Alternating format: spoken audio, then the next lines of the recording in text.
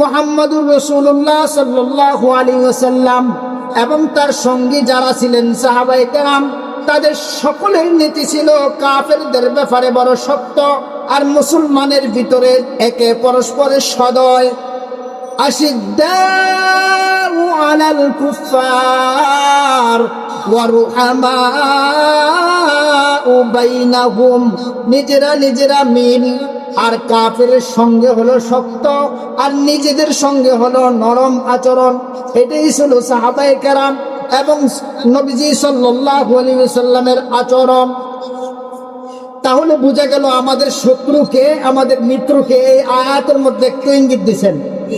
এরপরে কি বলছেন আল্লাহর হাবিব সাল্লাল্লাহু আলাইহি ওয়াসাল্লাম বলছেন, এরপরে আমি হাদিস পড়ছিলাম, আল মারউ মা মান আহাব্বা, ওই ব্যক্তি কিয়ামতের ময়দানে ওই ব্যক্তির সঙ্গেই থাকবে যার সঙ্গে তার ভালোবাসা দুনিয়াতে ছিল।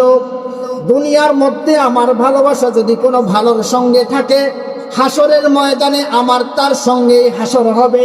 আর যদি কোনো মন্দ ব্যক্তির সঙ্গে আমার মহাব্বত থাকে, তাহলে কিয়ামতের ময়দানে আমার হাসরটাও সেই মন্দের সঙ্গেই হবে। সুতরাং ভাই দোস্ত বুজুর্গ, খুব খেয়াল করে কথা শুনি। দুনিয়াতে আমার বন্ধু নির্বাচন করার জন্য কোরআনকে ফলো করতে হবে। যার সঙ্গে কোরআনের মিল আছে সে আমার বন্ধু, যার সঙ্গে হাদিসের মিল আছে সে আমার বন্ধু, যার সঙ্গে কোরআনের মিল নাই সে আমার শত্রু, যার সঙ্গে হাদিসের মিল নাই সে আমার শত্রু। আল্লাহর নবী সাল্লাল্লাহু আলাইহি ওয়াসাল্লাম শুধু এতটুকু শিক্ষা দেন নাই, বদরের যুদ্ধের মধ্যে যখন নাকি কাফেরদেরকে বন্দী করে মদিনায় নিয়ে গেছিলেন নবীজি সাল্লাল্লাহু আলাইহি ওয়াসাল্লাম, তখন সিদ্ধান্ত হয়েছিল, লম্বা ঘটনা পুরাটা বলার সময় নেই, সিদ্ধান্ত হয়েছিল যার নিকটতম আত্মীয় যে এখানে বন্দী হয়ে আছে তার হাতে তাকে হত্যা করতে হবে। যদিও আল্লাহ পাক সুবহানাহু ওয়া তাআলা ওই সময় ওমরের এই সিদ্ধান্তটাকে অত্যন্ত পছন্দ করলেও পরামর্শের কারণে, সিদ্ধান্তটা উল্টা হওয়ার কারণে আল্লাহ তাআলা আযাব নাজিল করেন নাই। আবু বকর বলছিলেন তাদেরকে ফিদিয়া অর্থাৎ জরিমানা নিয়ে তাদেরকে ছেড়ে দাও, আর হযরত ওমর বলেছিলেন তাদেরকে হত্যা করো। এমনকি হত্যা করবে কে? যার আত্মীয় আসে, এখানে যারা মুসলমান আত্মীয় আছে তারা হত্যা করবে। তাহলে মুসলমানের শত্রু আর বন্ধু নির্বাচনের ক্ষেত্রে রক্তের সম্পর্ক নয়, মুসলমানের বন্ধু আর শত্রু নির্বাচনের ক্ষেত্রে দেশি মানুষের সম্পর্ক নয়, মুসলমানের শত্রু আর বন্ধু নির্বাচন করার ক্ষেত্রে আমার দলীয় লোক নয়, মুসলমানের শত্রু আর বন্ধু নির্বাচন করার ক্ষেত্রে আমার জাতীয় লোক এমন নয়। মুসলমানের বন্ধু আর শত্রু নির্বাচন করার ক্ষেত্রে সিদ্ধান্ত হবে যার সঙ্গে কোরআনের মিল হাদিসের মিল সে আমার বন্ধু, যার সঙ্গে কোরআন হাদিসের মিল নাই সে আমার শত্রু। কি বলেন? সিদ্ধান্ত আজকে নেন সিদ্ধান্ত যে আমার সঙ্গে ওই ব্যক্তির বন্ধুত্ব যার সঙ্গে কোরআনের বন্ধুত্ব থাকবে। দেখেন ভাই দোস্ত বুজুর্গ, সামান্য একটু কাগজ, যে কাগজটা পেঁচাইয়া কোরআন শরীফের মলট করা হলো, ওই মলটটাকে আমরা শ্রদ্ধা করি কারণ কোরআনের সঙ্গে তার সম্পর্ক। আর কোটি কোটি টাকা দামি টাইলস, কোটি কোটি টাকা দামের জুতাও যদি হয়, লক্ষ টাকা দামের জুতাও যদি হয়, ওইটাকে আমরা কোনোদিন যত্ন করি না, কারণ এটার সম্পর্ক পায়ের সঙ্গে, আর ওই কাগজের সম্পর্ক হলো কার সঙ্গে? কোরআনের সঙ্গে। এই জন্য ভাই দোস্ত বুজুর্গ, কোরআনের সম্পর্কে যার সম্পর্ক ভালো, আমার সম্পর্ক তার সঙ্গে ভালো। কোরআনের সম্পর্ক যার সঙ্গে ভালো নয়, আমার সম্পর্ক তার সঙ্গে ভালো নয়। ও যুবকেরা, খুব ভালো করে শোনো। আজকে উলামায়ে কেরাম যদি কথা বলে, যদি তোমার দলের বিরুদ্ধে হয় তুমি রাগ করো। ও যুবকরা ভালো করে শোনো, তুমি আওয়ামী লীগ করো, আর যদি তোমার দলের বিরুদ্ধে কথা হয় তুমি রাগ করো, তাহলে তোমার ভালোবাসা আওয়ামী লীগের সাথে, কোরআনের সাথে এখনো ভালোবাসা করতে পারো নাই। তোমার নিয়ম ছিল আমার আওয়ামী লীগ যদি কোরআনের সঙ্গে মিলে আমি আওয়ামী লীগে আছি, যদি আওয়ামী লীগ কোরআনের সঙ্গে না মিলে তাহলে আমি আওয়ামী লীগে নাই। ও বিএনপির যুবকেরা শোনো, তোমার বিএনপি যদি কোরআনের সঙ্গে মিল থাকে তাহলে তুমি বিএনপির সাথে আছো, আর যদি বিএনপি কোরআনের সাথে না মিলে তাহলে তুমি বিএনপির সঙ্গে নাই। এটার নাম মুসলমান। এটার নাম কি? মুসলমান। কোরআনের সঙ্গে যদি মিলে আমি আছি, কোরআনের সঙ্গে যদি না মিলে আমি নাই। আর কোরআন হাদিসের বিরুদ্ধে যদি কথা বলে সে আমার আপন হলো, তার সঙ্গে আমি নাই। ও ভাই দুস্থ বুজুর্গ, খুব ভালো করে খেয়াল করো, আমরা সবচাইতে বেশি মাতার তাজ হিসাবে জানতাম, সবচাইতে বেশি শ্রদ্ধা ভক্তি করতাম।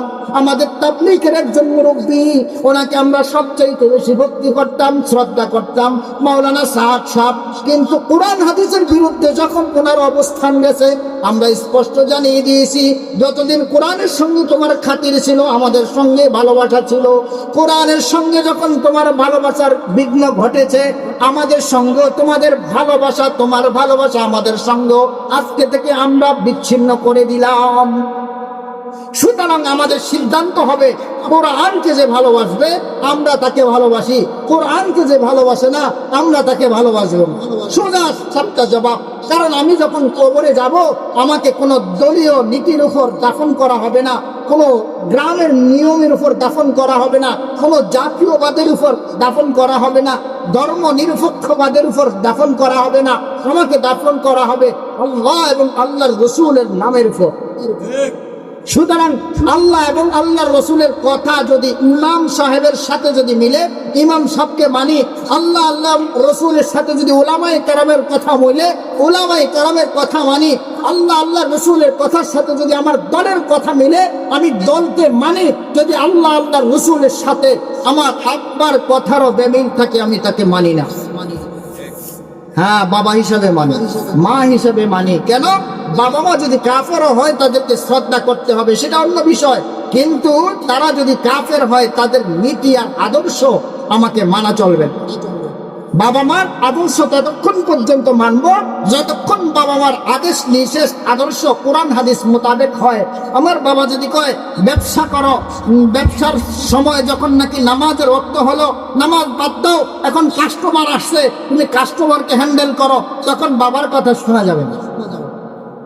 সুতরাং ভাই জ্যেষ্ঠ বুজুর্গ, আল্লাহ তাআলার সামনে, আল্লাহ তাআলার সিদ্ধান্তের সামনে অন্য কোনো সিদ্ধান্ত আসলে সেটাকে মানা যাবে না। এটার নাম হলো ঈমান। ঈমান আমার আগে প্রথম, তারপরে অন্য সকল হিসাব। ভাই জ্যেষ্ঠ বুজুর্গ, একটা কথা আপনাদেরকে বলি, প্রত্যেকটা মুসলমান আল্লাহ তাআলার জমিনে আল্লাহ তাআলার দ্বীন কায়েমের জন্য আপ্রাণ চেষ্টা করা প্রত্যেকটা মুসলমানের ফরজ। আমার ব্যক্তিগত জীবনে যেরকম কোরআন প্রতিষ্ঠিত হওয়া দরকার, আমার পারিবারিক জীবনে যেরকম কোরআন প্রতিষ্ঠিত হওয়া দরকার, আমার সামাজিক জীবনেও কোরআন প্রতিষ্ঠিত হওয়া দরকার, আমার রাষ্ট্রীয় জীবনেও কোরআন প্রতিষ্ঠিত হওয়া দরকার। যদি আমার ব্যক্তিগত জীবনের কথা চিন্তা করলাম, আমার পারিবারিক জীবনের কথা চিন্তা করলাম, কিন্তু আমার সামাজিক জীবনের কথা চিন্তা করলাম না, আমার রাষ্ট্রীয় জীবনের কথা চিন্তা করলাম না, তাহলে আমি কোরআনকে আমার ব্যক্তি জীবনে বন্দী করে দিলাম। आए मोहलकते हिंद है एक तरफ तमाशा, आए मोहलकते हिंद है एक तरफ तमाशा, कुरान है महबूस मुसलमान है आजाद। মুসলমান যখন দেখতেছে আমি নামাজ পড়তে পারি আমি তো স্বাধীন, মুসলমান যখন দেখতেছে আমি তো রোজা রাখতে পারি আমি স্বাধীন। ও মুসলমান, শুধু নামাজ রোজার ভিতরে শরীয়ত আটকায়া নাই, আজকে বাংলাদেশের সংবিধানের ভিতরে এমন কিছু নীতিমালা আছে যেই নীতিমালাগুলি কোরআন হাদিসের সাথে সম্পূর্ণ সাংঘর্ষিক। অর্থাৎ কোরআন শরীফ শিরিক বলে এগুলিকে। মাজারে ফুল দেওয়া যেরকম শিরিক, মাজারকে সেজদা করা যেরকম শিরিক, দুর্গাকে সেজদা করা যেরকম শিরিক, দুর্গাকে ফুল দেওয়া যেরকম শিরিক, তেরকম ভাবে কোনো খাম্বার সামনে ফুল দেওয়া ওই রকম শিরিক। কি বলেন, আমাদের স্কুলে বাচ্চাদেরকে এগুলি শেখানো হয় কি হয় না? তিনটা খাম্বা বানায় কয় শহীদদের স্মরণে ফুল দেওয়া হয়, দেয় কি দেয় না? সম্পূর্ণ শিরিক, সম্পূর্ণ শিরিক, সম্পূর্ণ শিরিক, কোনো সন্দেহ নেই। আমি ওই শিক্ষার সাথে ততক্ষণ আছি যতক্ষণ আমার ঈমান বাঁচবে, আর যে শিক্ষায় আমার সন্তানের ঈমান বাঁচবে না ওই শিক্ষার সাথে আমি একমত নই। কারণ আমি মরলে জাহান্নামে যেতে চাই না, জান্নাতে যেতে চাই। আর তোমরা যে শিক্ষায় আমাকে শিক্ষিত করতেছ, ওই শিক্ষার মাধ্যমে তুমি আমাকে জাহান্নামী বানাচ্ছ। তুমি আমাকে কি বানাচ্ছ? জাহান্নামী বানাচ্ছ। এই জন্য ভাই দুস্থ বুজুর্গ, সিদ্ধান্ত একটা, আমার ব্যক্তিগত জীবন যেমন কোরআন দিয়ে চলবে, আমার রাষ্ট্রীয় জীবনও কোরআন দিয়ে চলবে, আমার সন্তানের জীবন কোরআন দিয়ে চলবে, আমার ব্যবসা বাণিজ্য কোরআন দিয়ে চলবে, আমার দেশের মেম্বার কোরআন দিয়ে চলবে, আমার দেশের চেয়ারম্যান কোরআন দিয়ে চলবে, আমার দেশের এমপি কোরআন দিয়ে চলবে, আমার দেশের মন্ত্রী কোরআন দিয়ে চলবে, আমার দেশের পুলিশ বাহিনী কোরআন দিয়ে চলবে, আমার দেশের বিডিআর বাহিনী কোরআন দিয়ে চলবে, আমাদের দেশের সুপ্রিম কোর্ট কোরআন দিয়ে চলবে, আমার দেশের জজ কোর্ট কোরআন দিয়ে চলবে, আমার দেশের গ্রাম্য 40 কোরআন দিয়ে চলবে, সব কিছু কোরআন দিয়ে চলবে। এই আশা, এই চেষ্টা, এই তামান্না যেই লোকের অন্তরে নাই সে এখনো মুসলমান হতে পারে নাই। কথা বুঝছেন? যেই লোকের অন্তরে এখন পর্যন্ত এতটুক সিদ্ধান্ত আসে নাই যে প্রতিটা ক্ষেত্রে কোরআনকে চলমান করব, ওই ব্যক্তি এখনো মুসলমান হতে পারে নাই। কারণ সে কোরআনের কিছু মানলো, কিছুকে বাদ দিল, সে হাফ মুসলমান।